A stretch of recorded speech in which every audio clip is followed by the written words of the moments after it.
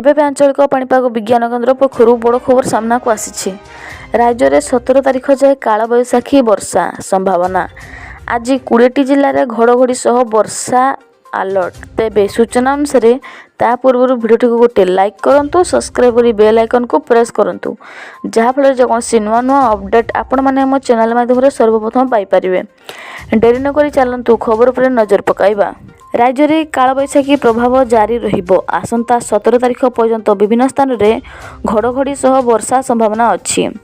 तेणु तापमात्रा वृद्धि पाइब नहीं किंबा बड़ धरण परिवर्तन संभावना देखा जाउनी बोली पाणीपाग केन्द्र पूर्वानुमान करिछि।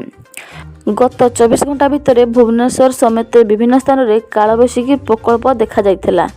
शुक्रवार राज्य में खरा प्रकोप कम थिला। टिटिलागढ़ और बलांगीर तापमात्रा 40 डिग्री सेल्सियस पार करथिबा बेले उपकूल ओडिशा 35 डिग्री पाखापाखि रहिथिला। 12, 13, 14, 15 तारिख में कालबैशाखी प्रकोप अधिक रहिबो। 16 और 17 तारिख में प्रकोप कमिले मध्य केतेक स्थान में प्रबल वर्षा संभावना अच्छी। एही भली पाणीपागर अपडेट पाइबा पई चैनल को सब्सक्राइब करंतु।